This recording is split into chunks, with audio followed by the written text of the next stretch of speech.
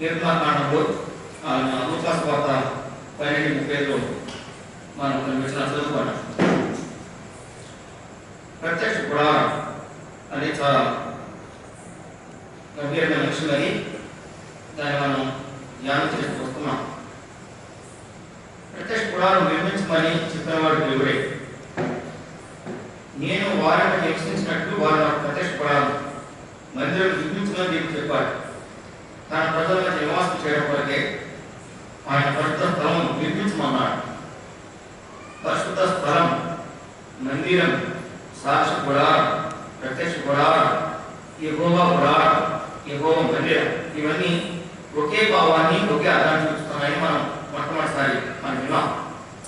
ఈ ప్రత్యక్ష గుడారం నిర్మించమని చెప్పినవాడు దేవుడే. దానికి కావాల్సిన అన్నీ కూడా ఇవ్వాల్సిన వారు స్థైర్యం ఇవ్వాలి, దేవుడి ప్రజలే ఇవ్వాలి. వారు ఎవరు హృదయాన్ని ప్రేరేపించబడ్డారో వారందరూ ఇష్టపూర్వకంగా ఆ ప్రత్యక్ష గుడారానికి వచ్చారు అని లేఖనాలు మనం గమనించగలిగాం. ఈ ప్రత్యక్ష గుడారం ఇక్కడ వచ్చిన పటం మనం ఫీల్ చేశారు. అది చూసుకున్నా కానీ ఇప్పుడు చాలా అర్థమవుతుంది. అయితే దీనికి చుట్టూ ప్రాంతానికి వేయలేదు, కానీ ఆ ప్రత్యక్ష గుడారంలో ఆ ఆవరణము, పరిశుద్ధ స్థలం, అతిపరిశుద్ధ స్థలం అని 3 భాగాలు అక్కడ ఉన్నాయి. దాని చుట్టూ ప్రాకారం ఉంటుంది. ఆ ప్రాకారానికి ఒకే ఒక తేడా ఉంటుందని మనం విన్నాం. దీని చుట్టూ ఉంటుందన్నమాట. అది ఆవరణ. ఇప్పుడు ఈ మందిరానికి చుట్టూ వాసనలు ఉన్నాయో ఈ ప్రత్యక్ష కూడా ఉంటుంది. దాని చుట్టూ ఆవరణ ఉంటుంది. ఆ ఆవరణకి ఒకే ఒక ద్వారం ఉంటుందని మనం విన్నాం గతంగా. ఆ ఆవరణ ద్వారం కూడా చాలా వెడల్పోయిందని, విశాలమైందని కూడా మనం విన్నాం. అది 75 అడుగులు వెడల్పు కలిగిన వెడల్పు కలదే. 75 అడుగుల్లో 30 అడుగులు ద్వారం ఉంటాయి. అంత విశాలమైన ద్వారం అని మనం విన్నాం. ఆవరణమేమో 150 అడుగులు పొడవు, 75 అడుగులు వెడల్పు. ఈ 75 అడుగుల్లో 30 అడుగులు ద్వారం ఉందని మనం విన్నాం. అది ఒకే ఒక ద్వారం. ఆ ఆవరణంలో మనం ప్రవేశించినట్లయితే ఆ తర్వాత ఆవరణం నుంచి కొన్ని వస్తువులు మనం వాటిని గురించి తర్వాత ధ్యానం చేస్తున్నాం. ఇప్పుడు ఆవరణ ద్వారం ఒకే ఒక ద్వారం, అది 30 అడుగులు. దాని వెడల్పు మొత్తం ఆ గోడ వెడల్పు 75 అడుగులు. 75 అడుగులు 30 అడుగులు ఆ ద్వారం ఉంది అని మనం విన్నాం. అంటే ఒకే ఒక ద్వారం, అది వెడల్పిన ద్వారం. ఆ ద్వారం గుండా ప్రవేశిస్తేనే లోపల ప్రవేశిస్తామని విన్నాం. ఆ ద్వారం మన కోటలు వేసి గుర్తిస్తాయి. ఆ ద్వారానికి చేయబడిన తెరలు లేక ఆ ద్వారానికి మీద అన్నటువంటి ఆ తెర తెలుసు కదా, ఇంపీరియడ్ వెల్యూ నీల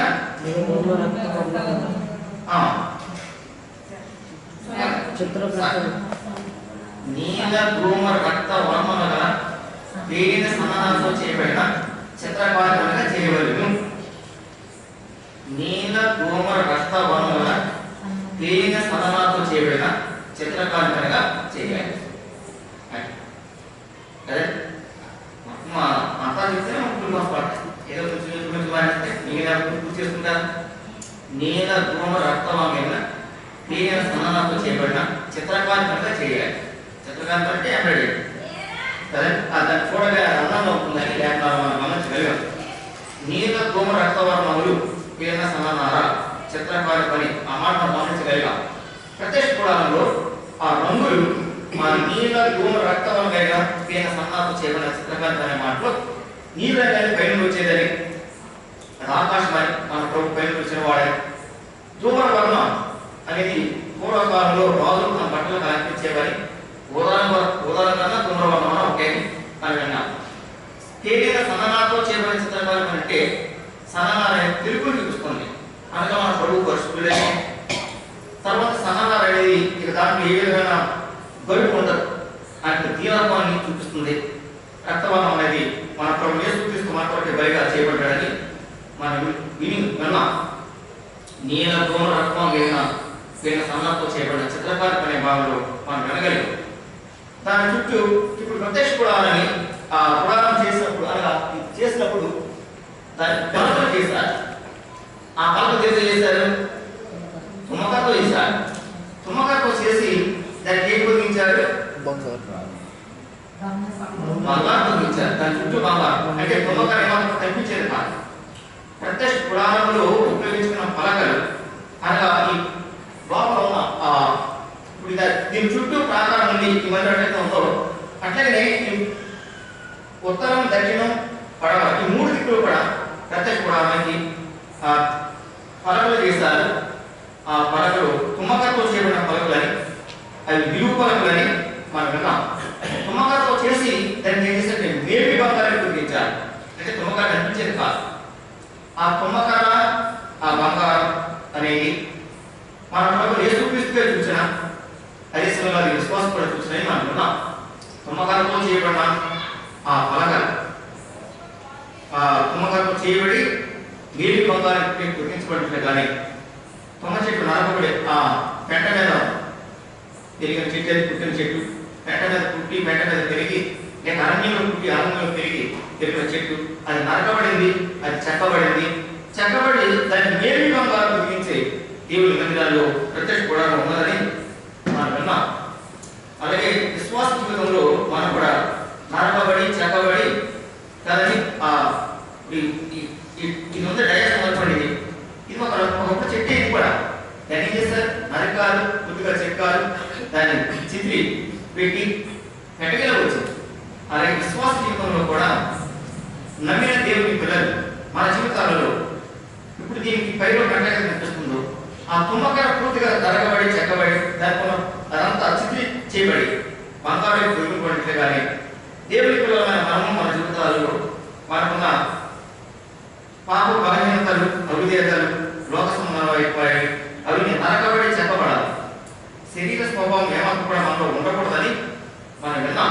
అది మేపి బంగారంతో పొదిగించబడిన అని లేఖనాల్లో రాయబడి కాబట్టి మనము మన జీవితాలు ఆ పలకలు చూసినప్పుడు అవి లోపల తుమ్మకం మాట వాస్తవమే కానీ అది పై కనిపిస్తున్నప్పుడు అంతా బంగారమే కనిపిస్తుంది.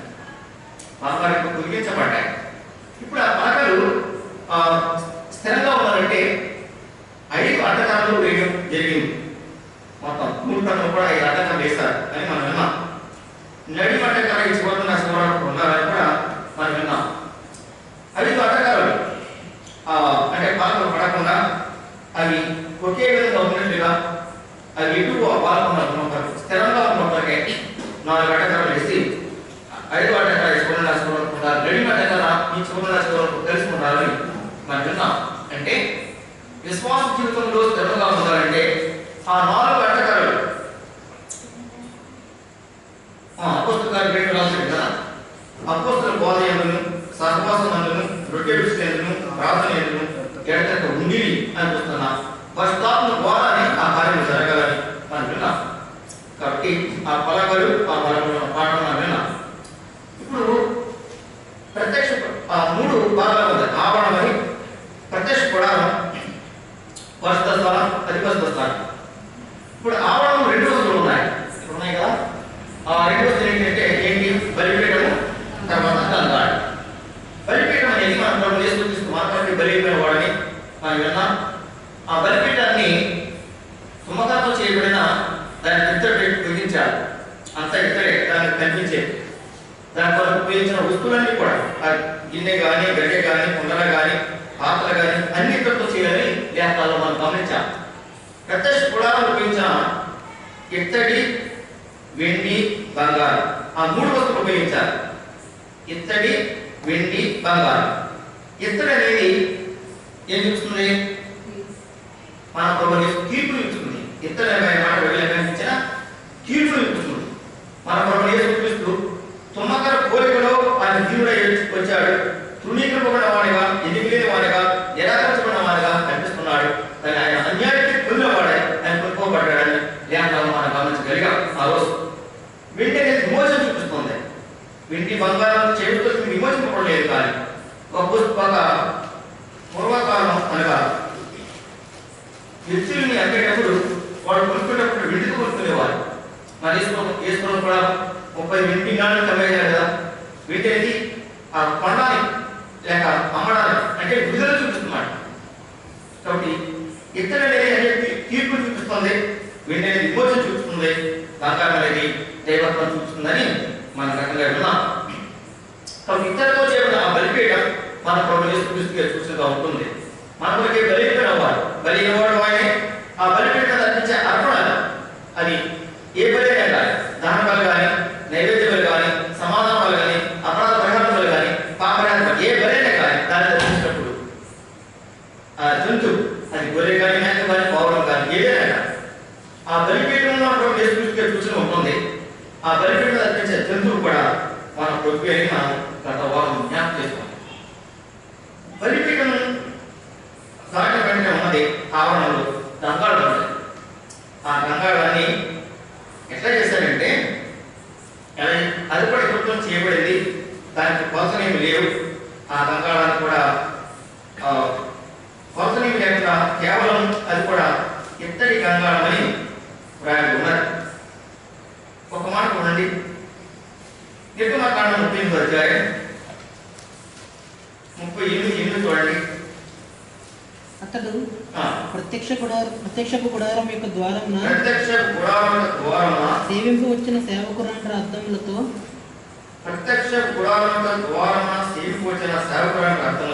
ఇత్తడి గంగాళము దాని చేయాలి. ఇత్తడి గంగాళం ఎవరంటే ఇత్తడి గంగాళానికి ఇచ్చిన ఇతరంతా ఎవరంటే ప్రత్యక్ష గుడారం యొక్క ద్వారమున సేవింపు వచ్చిన సేవకురాండ్రు. ఆడవాళ్ళు సేవకులంటే అర్థములతో పూర్వకాలం అర్థాలు లేనప్పుడు స్త్రీలు ఆ అర్థం ఇత్తడిని అర్థంతో చేసుకుని వాడేవాట. చరిత్ర నేర్పిస్తుంది.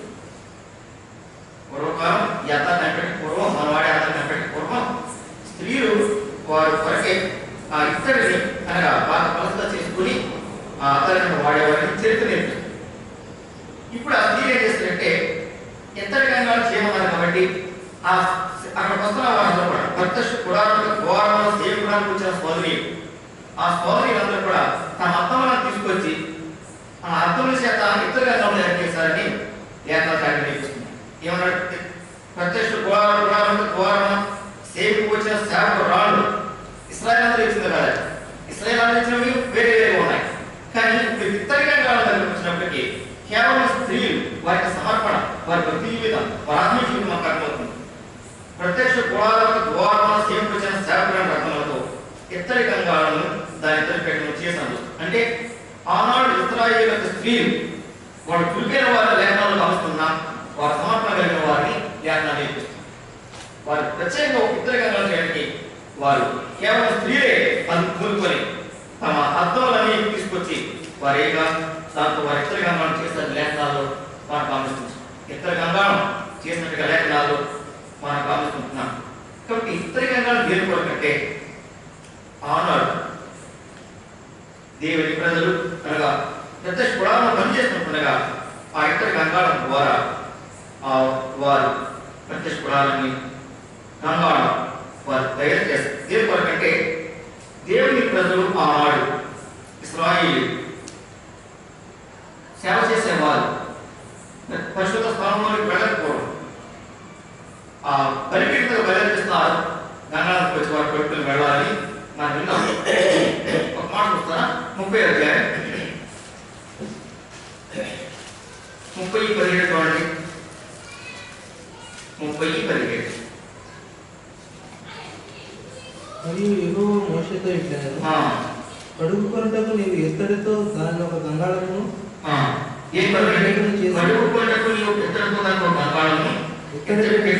చేయాలన్నాడు.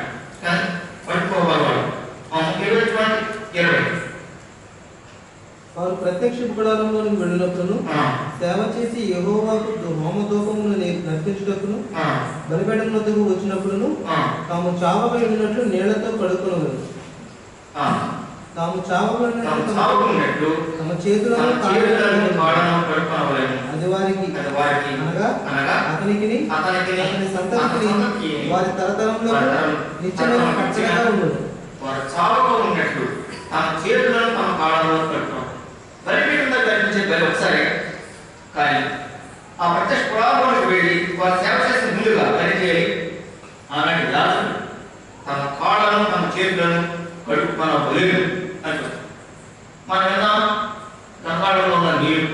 పోలికని దేవుడి పిల్లలమైన మనము మన జీవితాల్లో ఆనాడు వాళ్ళ చేతుల్లో పాటు పడుతున్నారండి పనిచేసేవారు. ఈ రోజుల్లో వాక్య కాంతిలో మన బ్రతుకులు, మన ప్రవర్తన, మన క్రియలు చక్కబడుకోవాలి. వాక్య ప్రకారంగా మన ప్రవర్తన ఉండాలి, వాక్య ప్రకారంగా మన క్రియలు ఉండాలి అని లేఖనాలు మనం గమనించగలిగాం. మన ప్రవర్తన, మన క్రియలు ప్రాముఖ్యం, మన జీవితంలో ప్రాముఖ్యమైనది. మన ప్రవర్తన, మన క్రియలు మనకు అన్నట్టు వస్తాయి. మనం ఏం సంపాదించినా ఈ లోకంలో మనకు వచ్చేది కాదు. మన ప్రవర్తన మంచిగా ఉంటుందా, ఆ ప్రవర్తన ప్రతిఫలం పొందుతాం. మన క్రియలు మంచిగా ఉన్నవా, దానికి ప్రతిఫలం పొందుతాం. మన క్రియలే మంచి సాక్షి పడుతుంది. ఎవరు కానీ చెప్పేది ఇక మానవ సాక్షి ఎక్కలేదు. ఎగువ పరిస్థితుల్లో మనం సంచారం చేస్తుంది. మన హృదయాల ఆలోచన రాకపోవడమే విలువవాడు.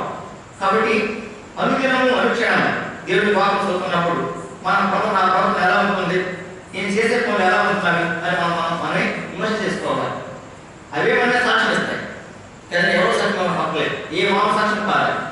ప్రతి వ్యక్తి తన జీవితంలో తన ప్రవర్తనను, తన క్రియలను ఇశ్రాయేలు యాజకులు పరిచయం చేసేవారు. వారు చావక ఉన్నట్టుగా తమ కాళ్ళను, తమ చేతులను కలుపుకొనవలెను. ప్రత్యక్ష వాళ్ళని సేవ చేయడం సామాన్య సంగతి కాదు. కానీ సేవ చేయాలని అనుకుంటాం. ఎట్లా చేయాలి? బలిపించాలి. తర్వాత వాళ్ళ కాళ్ళను, వాళ్ళ చేతులను వారు కలుపుకోవాలి. వాళ్ళ కాళ్ళు వాళ్ళ చేతులు పూర్తిగా కలుపుకోవాలి. ఏమైనా ఉండకూడదు, ఏమాత్రం అభ్యర్థత ఉండకూడదు. అట్లాగే సేవ కన్నా ప్రాముఖ్యమైనది మన క్రియలు, మన ప్రవర్తన ప్రాముఖ్యం. మన క్రియలు, మన ప్రవర్తన. అందుకే పత్రికలో స్పష్టంగా అన్నమాట, దేవుడి పిల్లల ప్రవర్తన ఎలా ఉండాలి, దేవుడి పిల్లలు ఎటువంటి క్రియలు చేయాలో లేఖనాల్లో వారికి ఉన్నాయి. అవి మనం చదువుతున్నప్పుడు, అవి మనం ఉన్నప్పుడు మన జీవితాల్లో వాటిని అనుభవం చేసుకొని ఆ క్రియలను, ఆ పనులను మనం కాపాడుకుంటూ ప్రభుత్వం మనం జీవించాలి. మన ప్రవర్తన, మన క్రియలు అవే మనకు సాక్షించేది కదా. నా సాక్ష్యం మీకు చెప్పనక్కర్లేదు. నేను ఎట్లా ప్రవర్తిస్తున్నాను, నేనేమి కూడా చేస్తున్నాను, ఆ పనులే సాక్షిస్తాను కదా. ప్రభావం నేను చేసిన క్రియలను సాక్షిస్తాయంట. నేను దేవుడు సాక్షిస్తాడు, నేను చేసిన క్రియలను సాక్షిస్తాయంటాడు. కాబట్టి పిల్లలైన మనము మన జీవితాల్లో మనం చేసేది తప్ప సంగతినప్పుడు ఆనాడు దేవుడి పిల్లలు ఏడ్చారు.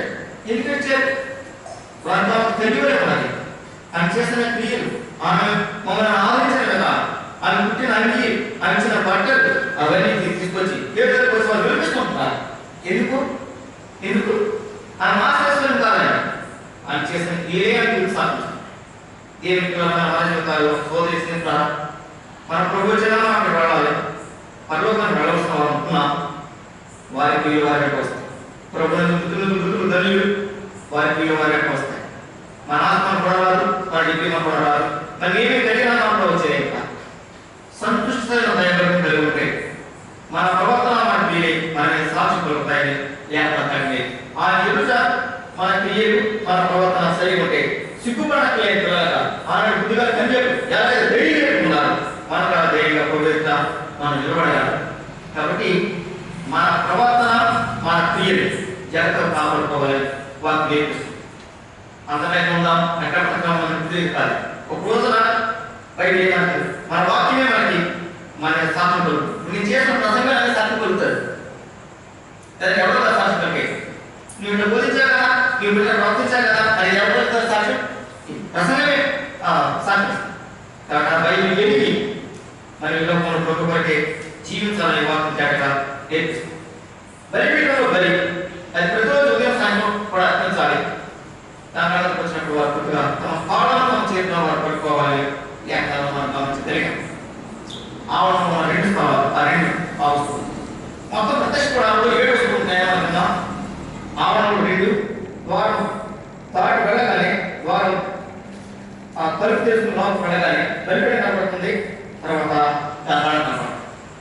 ఆ 2 అయిన తర్వాత పరిశుద్ధ స్థలంలో 3 వస్తువులు ఉంటాయి.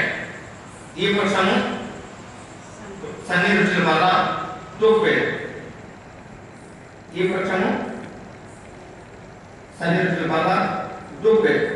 అధిపత్యం పోయినప్పుడు 2 ఉంటాయి, మనసము గడ్డలు. అన్నీ ఒక కోణం చెప్పుకుంటే ప్రత్యక్ష గుడారంలో, ఆవరణలో, పరిశుద్ధ స్థలంలో, అధిపత్య స్థలంలో ఆ 3 స్థలాల్లో 7 వస్తువులు ఉంటాయి అని మనం